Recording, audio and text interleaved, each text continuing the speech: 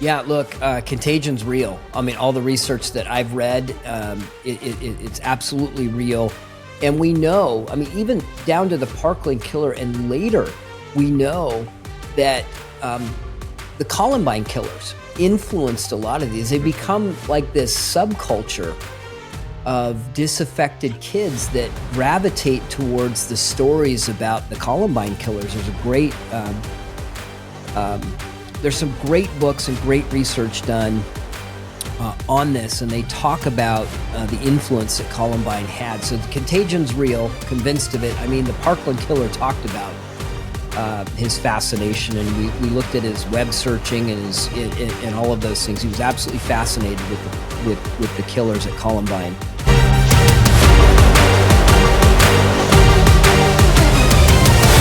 Ryan Petty, thank you so much for joining me today. I know we've been trying to find a time that works, and it's a pleasure to have you on the show today. And it's great to be with you. Thanks for having me. So before we dive into a whole range of topics I know we're going to discuss today, I feel like I simply am not able to introduce you fully. I don't think it's almost my right to. So for those listening who haven't seen you before, haven't seen your advocacy, please would you be willing just to kind of explain to those people how you got into this space? Yeah, absolutely. So my name is Ryan Petty. I'll start there. That's normally where I start, but I'm the father of Alaina Petty. She was killed, unfortunately, on February 14, 2018 in the Parkland school attack. I am father of four wonderful children. Alaina was our youngest. She was a freshman sitting in her English class that afternoon, almost ready for that closing bell to come home and be reunited with us. And unfortunately, her classroom was one of the first classrooms that was attacked that day, and we lost her. Just a little bit about her. She was just such a wonderful young lady, amazing to see. She knew who she was, Ian, just from a very early age, and we could see that in her. It was very impressive. I call her sometimes my second conscience. She would, beyond just the normal dad jokes that she would, roll her eyes at, whenever she thought I was getting out of bounds or a little bit to the right or to the left of something, she would never hesitate to correct me. And I miss that, and I'll forever, miss that, hearing that from her. Just a great young lady. She was part of her JROTC program, which just shocked her mother and me when she came back and said she wanted to sign up for that and be a part of that team. It was really amazing to us. She'd been very much a girly girl. She really hadn't played a lot of sports and hadn't really shown a lot of interest in that. And for her to come back and say, hey, Mom and Dad, I want to do this, I was a little perplexed at first. But as I got to see her participate with the team, I got to see her come alive. She really enjoyed being part of something. And I will say, even at 14, she was being part of something bigger than herself and encouraging her teammates to do better and push harder. They competed all over the county and all over the state, quite frankly, in a number of different events. And she just loved doing that. And I think she just loved being part of a team. And I think, we'll never know for sure, but I think had she had the opportunity, she probably would have continued that and served in the military. She loved America, loved the country and what it stood for. And it just blew me away that at 14, she was so aware of her blessings and the blessing of being an American citizen and the liberties that she enjoyed. So we miss her every day. It's very difficult, but that's led to a life of trying to make schools safer across not only the state of Florida, where I serve as the vice chair of the Florida State Board of Education and have some direct influence, and we can certainly talk about what we've done in Florida. I'm sure we'll get into that. But across the nation, just advocating for safer schools and for communities and parents in particular to take take these threats seriously, and to put measures in place to prevent these tragedies from happening, or certainly mitigate the harm once, heaven forbid, they do happen. Well, first off, my heart goes out to you. I'm so sorry for your loss, and I know everyone. You probably have heard that more times than anyone would ever want to hear that. Mm-hmm. I think it's truly incredible to see someone who's gone through something that the vast majority of people can only imagine or even bear to imagine. My wife's pregnant with our first right now, and even at this stage, that's unimaginable. So to know someone so fully and have that happen, it's just hell. I don't think there's any other way. There are no words to describe it for a reason. I would like to try and get an insight of, as someone who is against gun control, in the aftermath of a lot of these shootings we see, whenever I go to a college campus or to a high school and I speak about these issues, obviously not to the same depth or anything that you do, but the retort is usually understandably emotional because it is an emotional topic. I think that's one that's very important to put out there. There's a facts don't care about your feelings retort sometimes, which shuts down the emotional side of it. And it should be emotional because we're talking about human beings and safety and all these kind of things. But there's a reflex that I've seen from quite a few people who are either involved or on the edges of being involved, who almost leverage the emotion to push a lot of things that may be related, may not be related. There's almost like an emotional, almost manipulation there, which I think sometimes can be understandable. I think sometimes can be quite underhanded. So as someone who's on the other side of that spectrum, of someone who speaks out in favor of gun rights, what was that experience for you in the immediate aftermath, dealing with all this trauma, dealing with all this tragedy, but also having to put out what is an unpopular opinion on a day-to-day, let alone in the aftermath of something like this?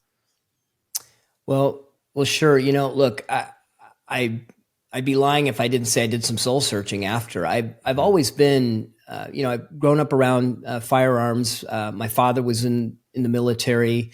Uncle's grandfather served in the military. So there's been a family history of being in the military, being around guns, hunting. It's just been part of my life. But that doesn't mean I didn't question that after losing Alaina. And could I be wrong? Could I have been wrong about this? And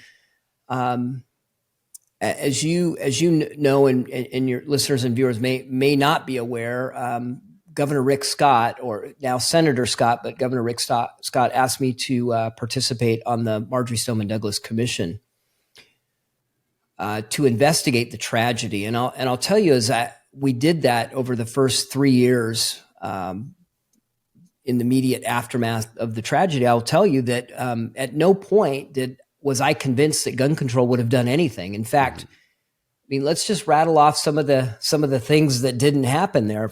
First of all, schools across America are ostensibly gun-free zones, which in my mind is beyond ironic, right? It makes them targets. And look, let's step back just a little bit. There's hundreds of millions of firearms in the United States, right? We've got this rich tradition of the Second Amendment, firearms everywhere. I grew up in that, immersed in that culture, in that environment. And I never looked at firearms as, I always looked at it as something that could feed my family or be defensive or were fun as a sport, right? Mm-hmm. So we've concocted these things that we call gun-free zones, right? And we put signs up, and we hope that bad guys will follow the instructions that they see on the fence outside the school or outside the shopping mall or at the door or whatever.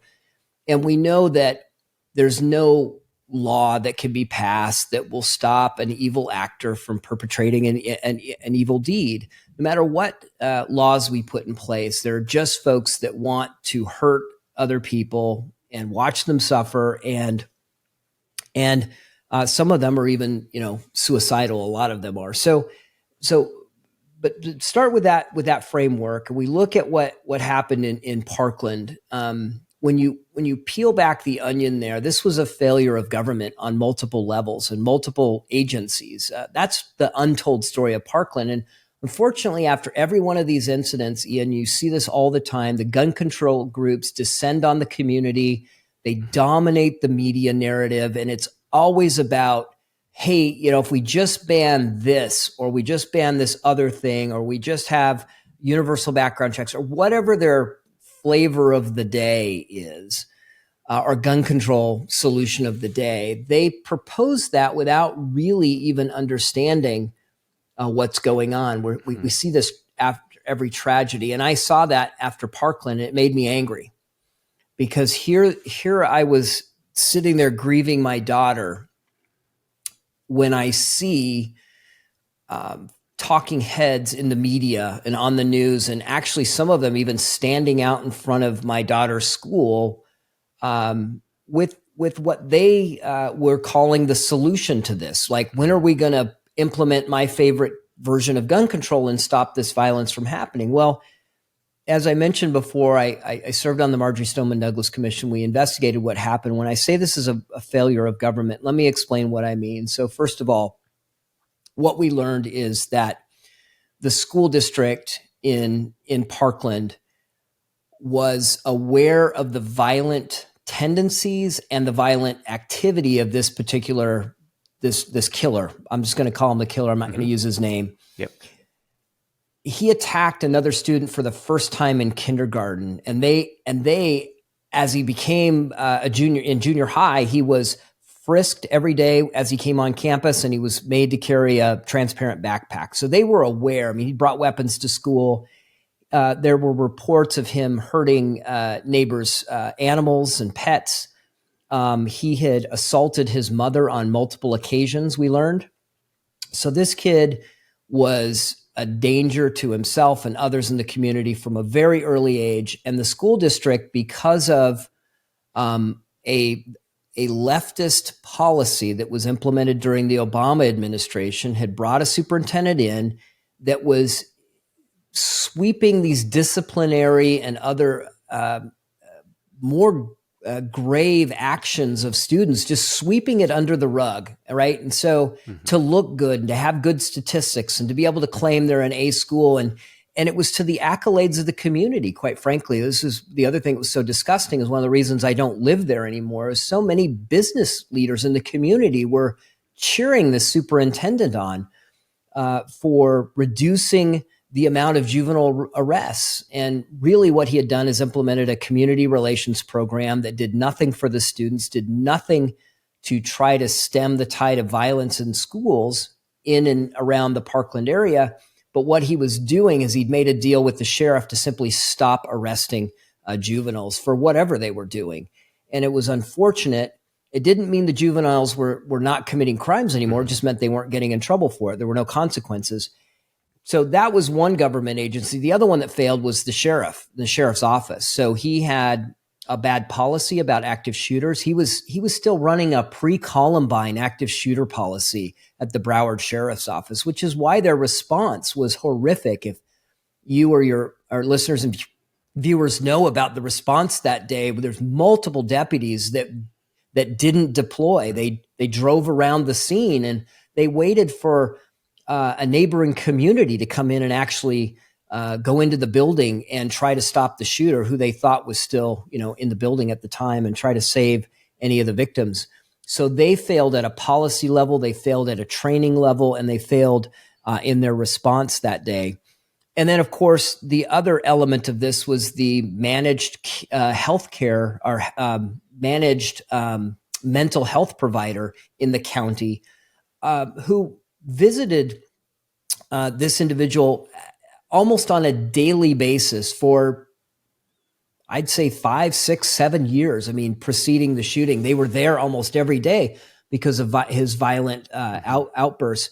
And the problem, Ian, is that these agencies weren't talking to each other. They weren't sharing information. I still, the most frustrating thing about all of this is I believe that if any of them, if they had talked to each other and seen the entire picture of what was going on, the fact that he was violent at home, the fact that he was violent at school, the fact that the police knew, that he was attacking neighborhood animals, if they'd all gotten together and talked about this, they would have realized what a threat he was, and maybe something would have been done. But regardless, nothing did get done. He was never arrested. He was never charged with the crime. So the solution that everybody was yelling for was, universal background checks. Well, you can't fail a background check if you've never been charged with a crime. So again, gun control wouldn't have worked in this instance, and quite frankly, even some of the things we did post Parkland, Florida raised the age from 18 to 21 to buy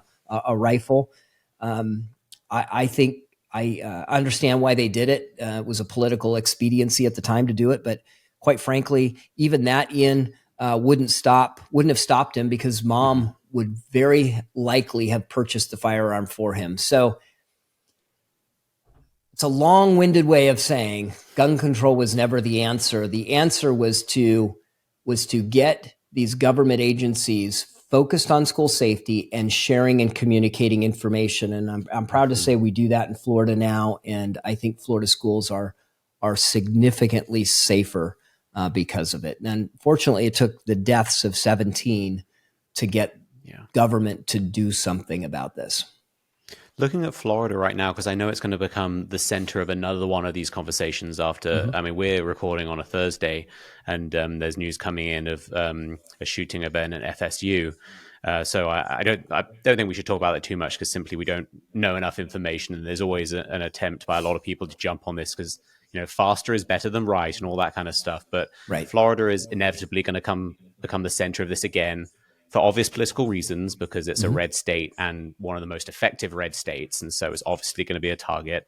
So I would love for you just to talk about the policies that Florida does have to deal with these kind of things, and kind of what sets it apart from other states, because traveling across the country, states are different, cities are different, counties are different. And so I think I want to cut through all the propaganda that people say of just assuming Florida is this ridiculous place that a lot of left-wing cities and states to some extent think Florida is this insane place, when really, if you actually look down the list, not just of gun policy, they're knocking it out of the park with every single thing. And so I would love just to focus on how Florida is a success story when it comes to gun control. Yeah, no, look, I've never been more proud to live in Florida than I am today. We've done some significant things. We call it, with regards to school safety, we call it the Florida Blueprint for school safety. And what it means, Ian, is, and we have taken a statewide approach, which I think, government that governs locally governs best, in generally speaking, but there are areas where it does make sense for states to preempt localities and just say, hey, look, as a state, this is the policy that we're going to abide by. So we work in three areas. The first is prevention. The second is on sort of day of response, mitigation and response. And then, of course, we work on the recovery phase. And those are the three areas that Florida has focused on. Let me talk about prevention for a little bit. And I alluded to this earlier when I was talking about what didn't happen in Parkland, but we've developed with the Secret Service. This is something that people just don't understand, particularly parents and school board members and school administrators. The Secret Service has been studying these attackers since Columbine. The reason they do that is because they mirror a lot of the same behaviors of assassins that go after political leaders. And that was really the academic reason they got into this. But they've got some really practical research that they've done that is beneficial to any school district or any state that wants to take it. But we pulled it in, and it's called behavioral. The term of art is behavioral threat assessment and management. And what that means is there's a threat team at every school and in every district in the state of Florida that communicates on a regular basis about any information that they may have regarding potential threats to school. As trivial as any of it may seem, they get together and they talk, and they don't even have to have a threat. They come together and they have a meeting and they chat about these things. And it's comprised of school administrators, law enforcement, mental health professionals that are located in the schools or in the community. And if they become aware of a threat, they'll bring in the teacher. Let's say it's a student. They'll bring in the teacher that knows that student best. And they have a discussion, and they do this assessment process. And then they'll go through and they'll manage it. And the earlier we get in this process, let's say a kid just before they've made a threat or they've started planning or they've acquired weapons, right? This is just sort of maybe the kid says, hey, look, I don't even want to live anymore. I just want to, I want to die or whatever, right? Or something like that. That threat comes in, that team acknowledges that threat. They bring in folks that are there. They'll bring the parents in. And the goal of that is to get that kid off that pathway to violence. Not saying that every kid that feels like taking their own life or whatever is on a pathway necessarily to hurt somebody else, but there's a high correlation between those two, interestingly enough. But the point is, the earlier in that pathway to violence that we can intervene, the better off it is for that student. Again, there's no juvenile justice or legal consequences. It's all sort of bring the family in, bring community support in, bring the religious community in, work with the school district, and everybody. The goal is to help that kid get whole. Now, what happens once you've made a threat? That's a whole different level. That's serious. That's considered a felony in the state of Florida, and we have a lot of kids that at first thought they would test that out and see if it was funny or see if they could get away with it. And turns out the sheriffs around the state were very serious about that. So these kids were all charged. I know sometimes that made parents upset, but it was something that needed to be done to set an example. And the number of threats we've had in Florida has gone down precipitously because kids know it's serious and we take it seriously, and we're going to act on it. That's the prevention side. The other thing that we do there, which I think is important to understand, is there is armed presence on every campus in the state of Florida. And when I say armed presence, I mean there may be multiple. Mm-hmm. There could be a school resource officer. There could be what's called a school guardian, which is a staff member that carries a firearm in the case that there is a threat that presents itself to that campus, and their job is simply to eliminate that threat as quickly as possible. So we don't wait in Florida for responding law enforcement to get there to stop a tragedy. We have people on the campus that can immediately get there and stop it as quickly as possible, because we know every second there could be another casualty. So that's what we've chosen to do. It also has a deterrent effect. Florida schools are not soft targets anymore. They're not the gun-free zones that these evil attackers rely on to perpetrate, their attacks. They know that if they come onto a school a school campus in Florida, they're going to be met with armed resistance and very quickly, and that dissuades a lot of folks from taking that path. So that's in the prevention realm. Then day of, I've sort of bled over into day of, which is the armed presence on campus. But the other things we do, we lock our gates, or the gates are staffed when they're unlocked. We've implemented things like single point of entry. We lock classroom and building doors because we know that there was an attack in Texas yesterday where a kid walked through a door. It looks like another student let the shooter in to the building. So we know they come in through these doors, and so if we can keep them locked, keep them outside, we can mitigate the harm and the damage. So we do those things.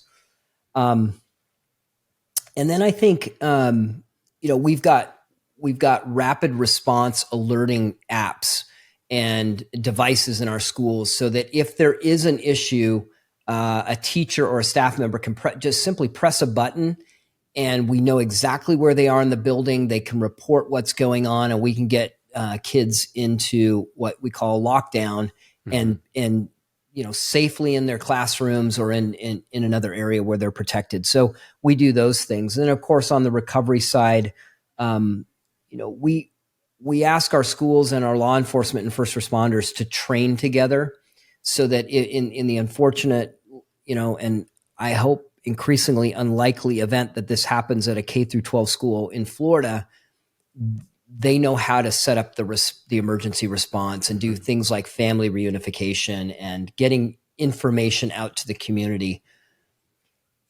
This is all part of that Florida blueprint, and it's really unlike anything I've seen in the rest of the country. There are districts and there are communities that are doing some or all of this, it seems to be a bit of a hodgepodge. There are some states that are attempting to pull things together. Utah is an example that I'm aware of. They've got some great momentum there without a tragedy, which is wonderful to see, a state moving and spending money on school safety without that. But that idea of preventing a tragedy through good communication between the various groups that are responsible.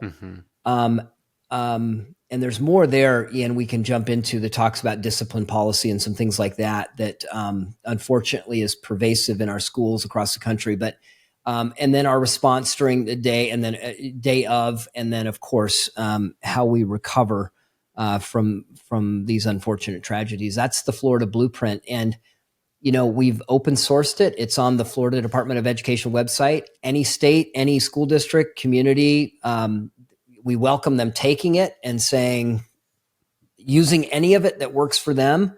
All of it will make their schools safer and prevent tragedies. What's been your reaction to the pushback on those kind of things? Because the areas you listed out of, none of them seem in any way controversial. They seem perfectly common sense, right? There's nothing outlandish there. The idea that you should protect schools, that you should be able to try and prevent access to schools, that people should be trained to have a cohesive reaction to things when violence does unfortunately inevitably happen, whether it be in or out of a school.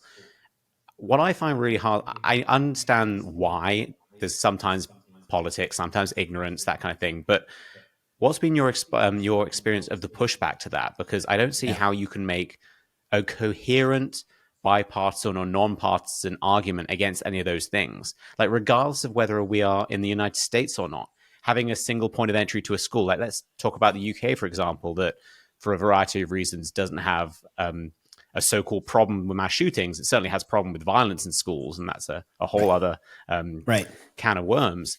But they have single point of entry. They have cohesive responses to those kind of things too in some areas, not in others. And so the idea that this is controversial seems just bizarre to me. It is bizarre, and it was really what motivated me to advocate for these kinds of protections for our kids in our schools. Because what it boils down to, look, in the pattern that I saw emerging after every single one of these attacks, and then what drove me to get active in this was obviously the Parkland tragedy. But every time we devolve into this debate on gun control, no gun control, we don't talk about these pragmatic, practical solutions, things that are fact-based, that work, that we could all rally around. And I saw us devolving into this argument in Florida. We saw it very much with the kids that were marching and the national news media, their favorite narratives around gun control. And I said, I'm not going to allow my daughter's memory to be wasted, her life to be wasted on these arguments that, quite frankly, we're never going to agree on. I get it. They're entrenched gun control folks. They like their arguments about gun control. They believe, some of them even believe it will work. I think the leadership knows that what they're promoting isn't actually effective and isn't going to work, but it's they're caught up in the fundraising and the popularity and everything else of being in the gun control movement. But I think the rank and file believe, many of them believe that we're just one gun law away from solving, all of America's violence problems. And it's just, nothing could be further from the truth, because if it was, murder's already illegal. Yeah. And then carrying a gun on campus is already illegal. And then having a gun, if you're under, 18 is already, these things are already illegal, but we see it doesn't matter how many laws you stack on top of each other. Criminals break the law by definition. That's what they do. So I think, unfortunately, what happens is that folks, they want the thing they want. And many of these advocates have been out there with the T-shirts and the protests. And what happened in Tallahassee, our capital, after Parkland, was these gun control groups went up and they literally besieged the Capitol. I mean, we had legislators that were high, they probably wouldn't want me to characterize it as almost hiding in their offices, doors Mm-hmm. shut, staff blocking, because these kids came in and they were vulgar and they were loud and they were yelling and they were marching and they were chanting, and they were screaming, they want this, they want this. Mm-hmm. And, and, and by the time I got there, which was a couple of weeks after Alaina had been killed, many of them were just shell shocked from just what had happened, what they had experienced in their own building, in their own offices. And so it was hard to get them to open up and say, hey, look, there is a plan here.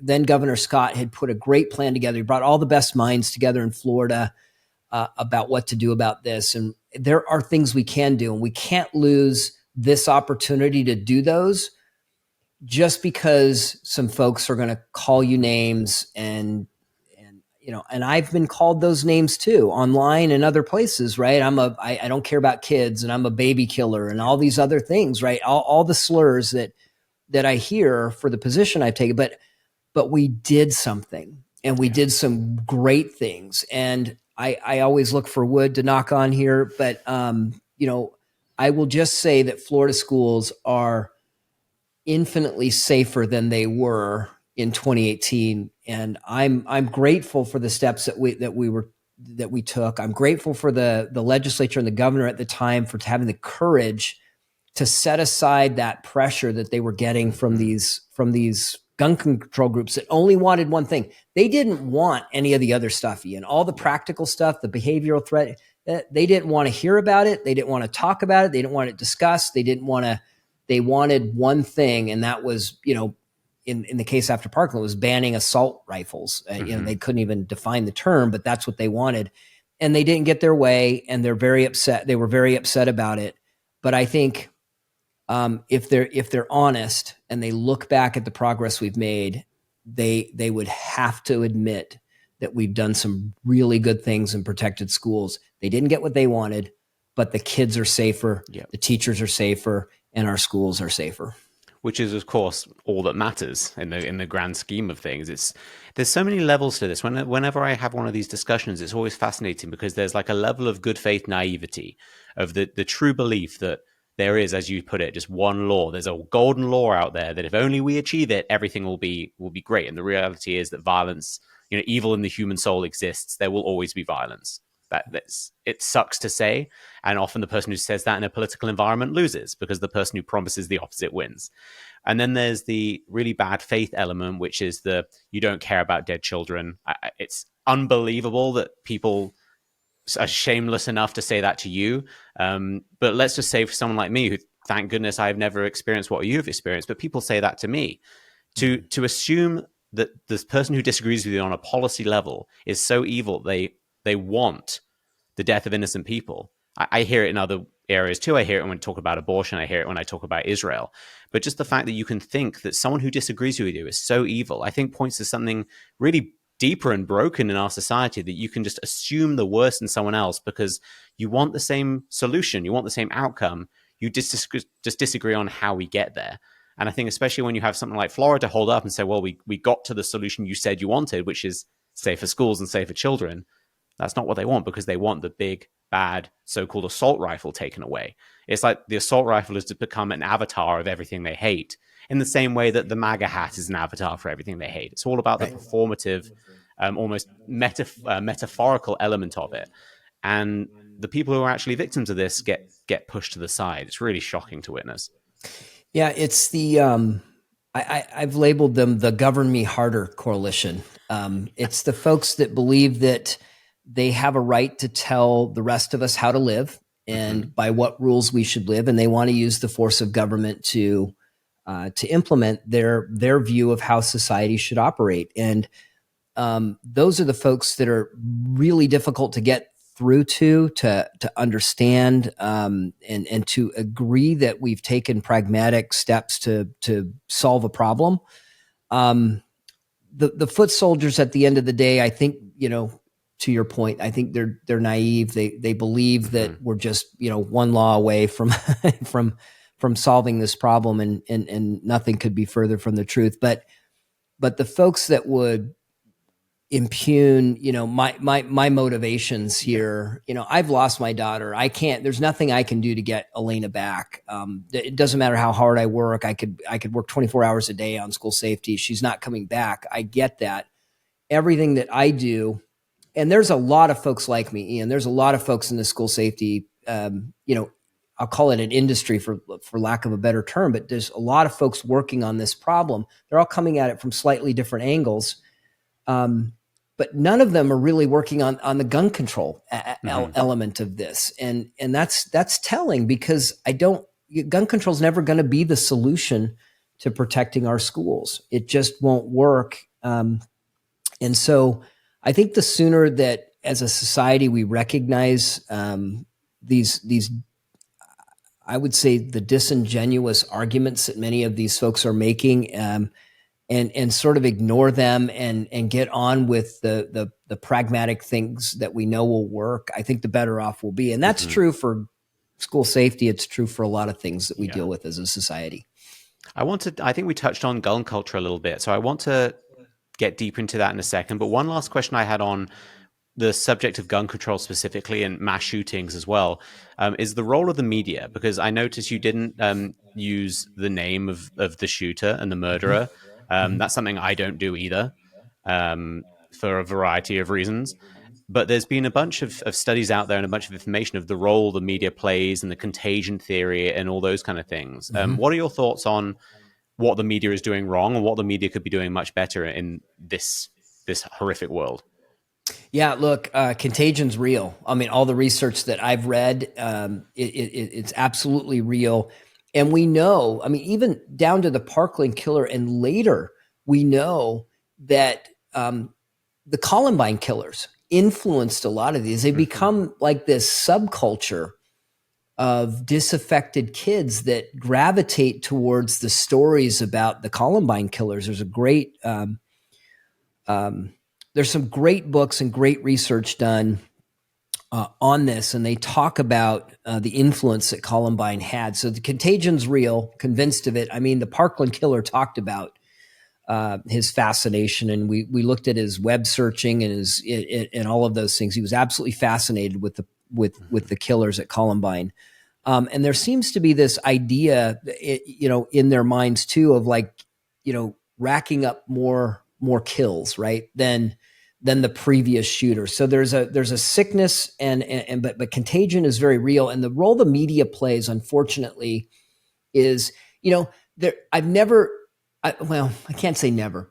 I've seen very few stories about defensive use of guns to protect life and property, and in the news media. Occasionally you get the local news story where that will pop up, where you'll see something on a closed circuit video camera or something at a convenience store or whatever, where somebody does that. But we know that happens by FBI estimates a couple of million times a year.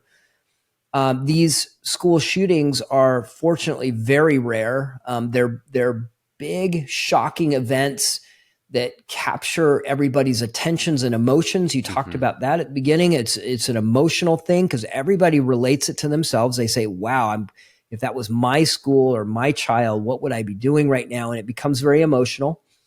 And the media, and I take particular issue with the national corporate news media. Those are the folks that drive me nuts, Ian. It's not typically the local media.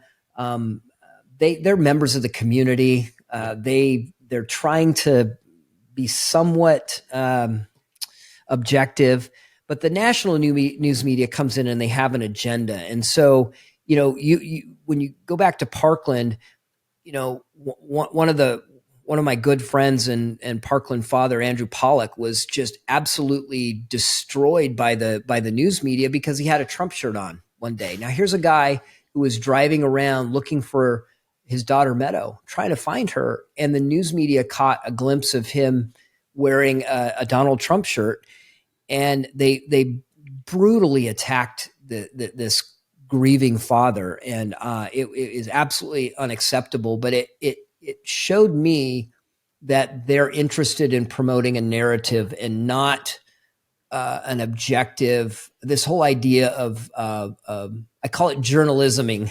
It's not journalism as you and I would understand it. It's not a search for the truth. It's a search for evidence that drives a narrative. Well, look, we're all guilty of it at some level, right? I'm never going to be for gun control. So I'll go out all day long and look for evidence that supports my beliefs on that. I try to be open to other things that come in and things that might be helpful, but we need a national news media. I guess let me say it this way. I think they're becoming less and less important to society. I think venues like podcasts and YouTube, and we're just getting our news, from X and just other places. When and I know we're not going to talk about Florida State today, but when I first heard about it, a friend of mine reached out to me and said, "Hey, my daughter's there. Have you heard anything about it? Can you get some information about it?" I went to X. Yeah. I didn't go to one of those 3-letter acronyms, national news media, because they're going to spin a story, and I wanted to get data and information. So I think the landscape's changing. I think they've done it to themselves, to be honest, Ian. My observation, not being in the industry, I just think they've done it to themselves. They've shown time and time again that they cannot be trusted, that they're there to push an opinion or a point of view and not to share information. And I think Americans are hungry. And this whole idea that Americans can only pay attention for 30 seconds or whatever. I mean, look at your show. I mean, these are in-depth conversations. People hang on for tens of minutes or hours sometimes to get to the truth. I think Americans want information. They want information they can trust, and they want news, but they're not going to find it from these news media sources. And quite frankly, I'm glad to see them go bye-bye. Yeah. I think if anything, it can't happen quickly enough, because what we're seeing is they're becoming like a really strange mutation of what they used to be and what their enemy is, which is X and Facebook and Instagram. And so you see them almost try and remodel the speed of X with the complete lack of integrity that the media still has and used to have.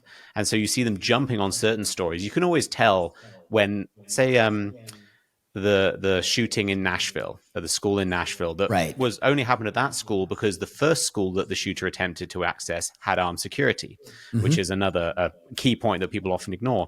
But the second certain identity characteristics about the shooter started coming out, the story completely dropped off, the national psyche. That, I think, tells you everything you need to know, because either it's a national story because of the scale or the shock. I think you can make arguments in favor of that or against it. But the fact that these details come out and then it suddenly fades, it's the same reason why we don't hear about inner city violence or all of the not so sexy, not so, to use a horrible word, juicy stories, because they happen every single day in cities across the country, and people simply don't care, even though it really is statistically the bulk of the problem. And so I think it's disgusting what the media have done to this entire debate, as well as many others. It's been absolutely disingenuous, that from quoting, these folks like the Gun Violence Archive that talk about, there's been 25 mass shootings in Florida since the beginning of the year, which is just ludicrous. These are not, they use these statistics that just drive me nuts, but the media quotes them. But you're absolutely right. It's not an objective search for the truth anymore. It's about finding voices that they can promote, that carry the narrative that they want to push. And it's unfortunate that we should be in a search for the truth. When the Nashville shooting happened, look, I've got my own views about some of the transgender issues and things, and we've been on the front lines in Florida and trying to stop our schools from promoting this ideology to our kids, particularly without parental knowledge or consent. So I've been on the front lines of that fight because of what happened at Parkland. But the lack of interest in what motivated that shooter. I mean, we need to understand this if we're going to prevent this. But I think they knew intrinsically, Ian, that what the narrative that they were pushing is that if we just allow these kids to transition, we'll reduce their mental health issues, and we'll reduce their the number of suicides that these kids unfortunately commit. And what we saw in the research is that's not true. And then when we see evidence of the narrative was that these kids were the victims of violence, not the perpetrators of violence. So that's why it faded. I mean, that one was really easy to see. It didn't fit the national news media narrative of trans kids being the victims. It showed that in many cases they're the aggressors, and so that's why that story, unfortunately died. Now, those of us in the school safety area, we continue to study those things and try to learn from them and try to protect all kids. But just the fact you brought this up, and I'm so glad you did. That school was her second choice. That was not the school she intended to attack. She intended to attack another one, but knew she would meet armed resistance. If that doesn't prove the point I said earlier, which is having armed presence on campus is a deterrent, I don't know what would. Yeah. I think this is also a good segue into the gun culture subject more broadly, because it's an interesting experience for me coming from a place where there really are no guns. Like during my lifetime, guns in the hand of law enforcement started to become a thing around areas they cared about, i.e. political areas and airports. Everywhere else you would not see a gun. The police in the UK you only have to go to X to see what police in the UK are like. They're not that great. But so coming to the US in 2013, I'd done some shotgun shooting, trap shooting, things like that. But I truly didn't understand American gun culture, and I think a lot of the people I speak to who are pro gun control, they also don't understand gun culture. They don't understand respect for firearms, respect for how dangerous they can be, respect for humans, respect for responsibility. Why carrying a gun isn't something cool. It's your responsibility to defend yourself and those around you. And so there's all these layers that when I actually, every now and again, it does happen, get through to people, that's almost a light bulb that you can turn in their head. Because if they grew up in a community where you didn't see guns, so why would you ever need them? That's a question people in the UK ask me all the time. I have multiple firearms. What do you need that for? So why wouldn't you want one? Because I try and live in a world that violence is in some ways inescapable and sometimes inevitable. So why wouldn't you take the responsibility to defend yourself first rather than looking to someone else to do it for you? But that's a really hard message to get through to people when they're entrenched in gun control as the solution. Yeah, I mean, that's why I said, at the beginning, the reality is there's hundreds of millions of firearms in the United States. So unless the United States government wants to take the extreme, approach of attempting to confiscate firearms, I don't think it would go well. But let's say you could wave a wand and confiscate firearms. Look, I think would gun violence go down? Absolutely, yeah. But the bad guys would still get firearms. They'd import them from other places. They'd bring them in. I mean, just look at our war on drugs, and you can see that it's our borders are porous, and bad guys that want to do bad things are going to get the weapons, and then you've got a society that's defenseless, and I see that. I used to work extensively in Europe, and I saw that with my colleagues. They did not get U.S. gun culture. Now, when I'd get them over to the U.S. and we'd go to the gun range, you couldn't wipe the smiles off their faces for days after, because for them it was something brand new they hadn't seen. But they would, almost without exception, would come up to me after and say, "Oh, I get this. This is cool. It's a sport. It's fun. It's." Yeah, if something really bad happens, you've got a way to protect yourself, or even out the fight or whatever. So they got it, and that's why I think it's so important. Ian, I'm an FFL, a federal firearms licensee, so I'm authorized to sell firearms. Part of that is doing training, and I love to bring young shooters in, and many of them are scared, that maybe never handled a firearm. Maybe they don't have one in the home. We've brought hundreds of youth in over a number of years. and just many of them their first time shooting, and they just really go, oh, that was different than I imagined. The way Hollywood portrays it, or the way they hear about it on the news media, it's always a bad guy using a firearm. They don't hear about the good uses of firearms to defend life and liberty. And when they get to try it for themselves, it's really eye opening. And I think there's a light bulb goes off, and they're like, oh, okay, I get this now. Now I understand why. Yeah, if I was being hurt or my family was being hurt, I'd have the ability to help. I think it's really eye opening. Yeah. And just pulling back the veil and the curtain of this is something you can do, but also it's a serious thing. I think the few times I've had people visit from out of state who have never held a gun, and we go to a gun range or something, and it takes you aback the first time you feel the power of it, or you feel, the air pressure change, or the noise, all these things. It makes it so much more real, but suddenly it's something you understand.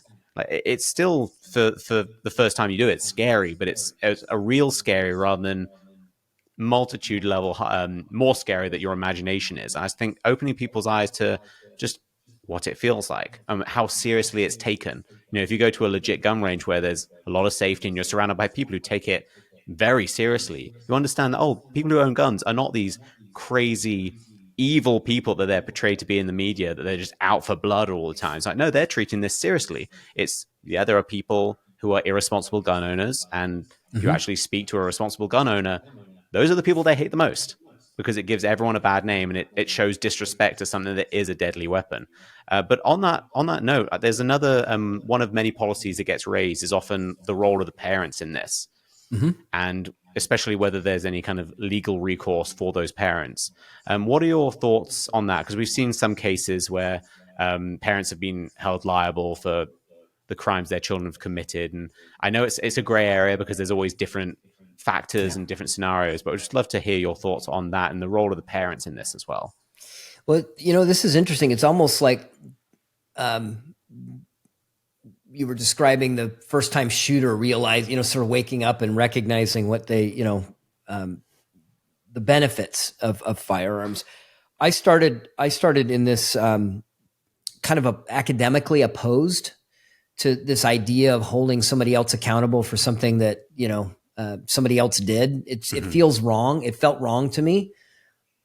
But, I'll tell you, as we have, case after case where you go and the parents are like either, I think, flat out negligent. I mean, we saw this in Michigan where, buying him a firearm and leaving it in his room and or he had access to it without any sort of restrictions for a minor.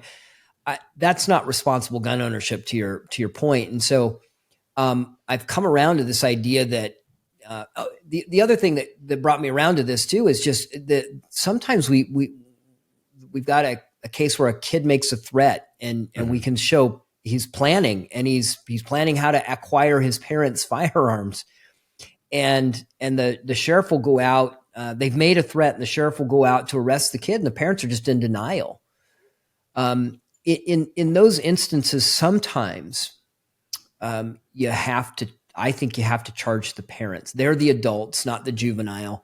Juvenile is making juvenile decisions, but that's why we have parents, and that's what responsible parents and responsible gun owners should know, where their firearms are. They should know how to keep them and store them safely. And that doesn't mean that we prescribe, how they store them or where they store them and all that. I get it. People don't want to be told that they've got to go to their safe over here and grab their firearm. They got to go to a different safe and grab the ammunition. But what we have to do is hold gun. I think holding gun owners accountable in that way is okay. And I think particularly when it comes to these young lives that are ended needlessly because adults aren't taking things seriously. Look, we make adults put kids in car seats. We hold them responsible for When a kid drives a car and hurts somebody else, the parents are at least held civilly liable in many cases. So there's precedent for this, that I think it makes a lot of sense. And we had a problem at the beginning of last school year where we had a flurry of school threats. Many of them were coming from international sources, but we had a lot of kids that kind of piled on. And we had one sheriff that, he would talk to the kids and they weren't listening. And so he said, look, I'm going to start charging parents. If your child makes a threat to school, I'm going to lock you up. And it stopped very quickly, because I think parents realized that there were going to be consequences for them, for their kids' actions, and it stopped very quickly. So it's another, I would say it's an effective tool in bringing the temperature down and making sure kids aren't having access to firearms. It's just another good reminder for responsible gun owners that, you could be held liable or responsible for the actions of your kids. And I think overall, I think it's a good thing to do. And we do it here in Florida, and it's working. So you use the analogy of holding parents responsible for a variety of other kind of safety issues.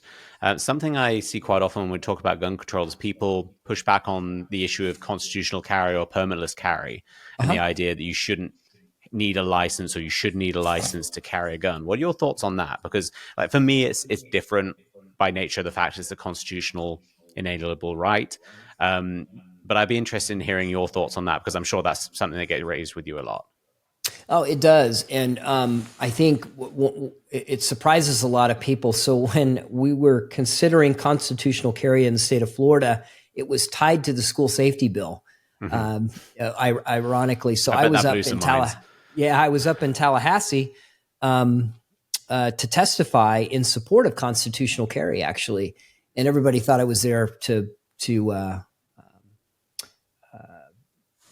argue in favor of the school safety bill. And when I stood up to talk to I think it was the Senate committee that we were testifying to, I said, I'm not, I rise today, not in, I am in support of the school safety bill, but I want to talk about the provision in this bill around constitutional carry. Look, every other right in that Bill of Rights, for so long, the Second Amendment has been treated as a second-class right. And I think restoring the Second Amendment to the same level as the First or the Fourth or whatever other amendment we want that we hold dear and cherish as Americans, I think it needs to have the same level of prominence. And what other right? I mean, can you imagine like a vote, women's voting rights as an example? Could you imagine having to have a permit, with some sort of government course and some other things to be able to vote? No. Should you show ID? Sure. That's okay. But can you imagine a permit to speak? I mean, I look, again, I know there are analogies on all of these, and I'm not a constitutional lawyer. I'll be the first to admit, I know you got to get a permit before you demonstrate in the town square. I get all of that. But I think the Second Amendment has been historically singled out by government and by bad actors within the government that would like to see Americans disarmed because it makes them feel safer or more powerful or more in control. And I think I'm optimistic that what President Trump is doing and Attorney General Pam Bondi, that they are in the process of restoring the Second Amendment to its proper function. I'd love to see the Supreme Court continue to take cases that whittle away at this gun control regime that has been put in place over the last, let's say now, Gun Control Act's almost 100 years old. I mean, we need to get rid of some of these things and restore the freedom of Americans to keep and bear arms. So I'm supportive of it. I don't think it makes society any less safer. I don't think any of these gun control measures, quite honestly, have made anyone any safer. Mm-hmm. And they if you go back to the Gun Control Act, it was really put in place to deal with the mob, right? And we've largely dealt with the mob. So I'd love to see anytime we enact any kind of legislation like this to have a sunset clause on it. I think it would just be wise as a country to sunset every law that gets passed by Congress. It works for a time. If it's continuing to work, then they can pass it again. If it doesn't work, then it just goes away. And I think we'd be better off as a nation if we operated under that. I think that would be more powerful and more effective than term limits. But that's a whole nother topic. And what about red flag laws too? Because that's something that I feel like for me, that's the one where I get stuck a little bit, because I think for me, it's like a red flag law in theory is a good thing, but it's how it's done and why and by whom. Because you can make good arguments in favor or against it, but it's also a monumental power you're essentially giving the government to take away your Second Amendment right. So what are your thoughts on the red flag laws? Yeah, initially I was supportive of it because I like you, it looked like a solution to a problem. Hey, if we know there's a threat, let's just disarm that person temporarily, get everything calmed down and cooled down, and then we can restore their rights later. But I think this is the typical slippery slope argument that I think gets made.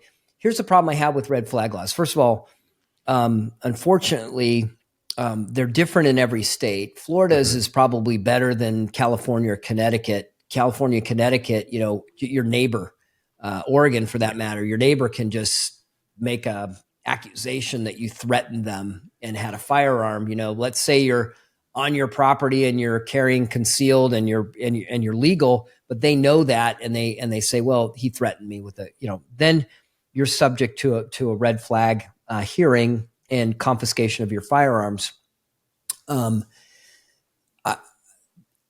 First of all, it flips due process on its head. You really, in our system, you've got to be proven guilty before there's a sanction or a penalty. So I think on that ground, it's upside down. Number one. Number two, it's focused almost exclusively on firearms, but it does nothing to a violent spouse or other boyfriend or whatever that is intent on violence. It doesn't stop them from actually perpetrating horrific violence on that person. So we focused just on guns, and we haven't solved the threat. We've just taken away one means of perpetrating violence on another person or on the community. And number three, we red flag somebody, and then what? We don't manage the problem. Look, when somebody makes a threat to the president, the Secret Service comes out, you get a visit from the Secret Service. Their first objective is not to arrest you. But many people think you're going to, the agents in dark glasses come out and they're going to put you in cuffs and take you to jail because you made a threat. They actually do this behavioral threat management process where they really get in and understand what's going on in your life. So why did Ian make that threat? What happened? A lot of times what they find are their financial or family pressures that are causing people to act out. They don't know how to respond. And so they make a threat. That's what happens in these red flag situations. What are we doing to come around this guy that just lost his job and got drunk and made a threat, and now we're taking his guns away? What are we doing to help this individual? Red flag laws don't do any of those things. And so what I'd like to see are red flag laws completely revamped so that if somebody is an actual threat to themselves or others, we used to have, and we have, civil commitment laws. That person should be civilly committed, and that should go through a process, a due process. We don't lock people up without due process, but we should do this rather than just taking their firearms away.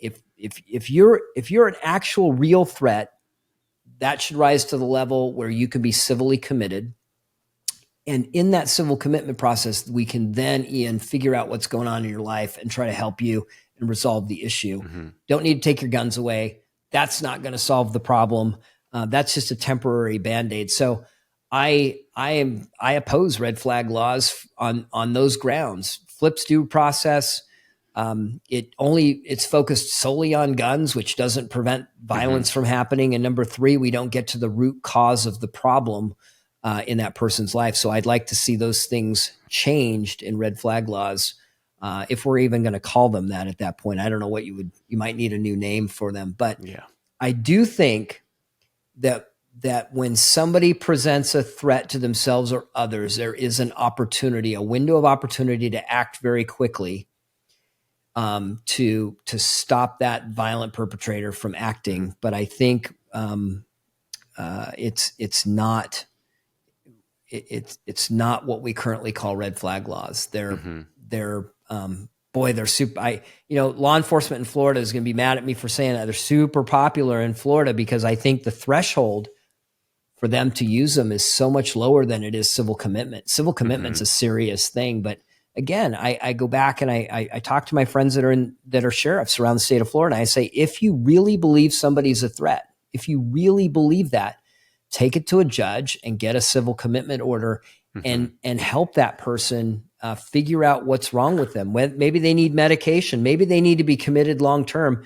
Maybe they need a new job. Maybe they need to get out of a family situation that they're in that they just don't know how to handle. But that's solving the problem, not just taking somebody's guns away for 14 days and then what? Yeah. I think that's honestly the best answer I've heard to that question of like focusing on the empathy and actually trying to solve the problem rather than ticking a box as if that problem has gone away, which you've at least left it the same as it was and maybe even worse. So yeah, thank you for your honesty throughout. I think there's going to be a lot of people listening who wish we could speak about so many other things, but the last thing I wanted to get to before we head our separate ways is I know you're working on a book right now, so I would love to just hear about what you're working on and what are your plans for that. Yeah, well, thank you, Ian. I am working on a book. Look, I wanted to. I never thought I'd write a book, and even after Parkland, I didn't want to write one right after it. But there were some things that sustained me, got me through this most difficult part of my life, and faith, family, and I focus particularly on obviously my current family, but my ancestors who did hard things. I've read the stories about them as I was growing up and reread them as I've gotten older, and they lived through and suffered tragedies. The death of a child was a common thing 150, 200 years ago. These ancestors lived through these challenges, and I've learned from them and been strengthened by them. So I want to talk a little bit about that. And then of course I'm going to share a lot about what we talked about today, the policies that are in place across schools around the country. I hope it's a warning to parents to wake up and ask those tough questions and make sure what are the policies at your child's school and what do they do in the case of heaven forbid a threat to the school or an active attack. What are they doing to protect your kids? So hopefully it's a warning there, but it's a little bit about faith, family, and some policy things that I'd like to see happen in the United States. If I can blend faith, family, and policy together in a book and make it readable, hopefully it will serve to protect some more schools and kids and our educators. Awesome. I'm sure it will. I can't wait to read it. Thank you so much for coming on. It was an absolute pleasure talking to you. It's always a strange thing saying it's a pleasure talking about such horrible things, but it truly is an honor to speak to you. And thank you for being such a effective voice in something that is so important in the United States, which is the right to keep and bear arms. It's something that I think we should all do. And you're truly an inspiration. So thank you for coming on and speaking with me today. I really appreciate it. Thank you, Ian. It's been an absolute pleasure to be with you.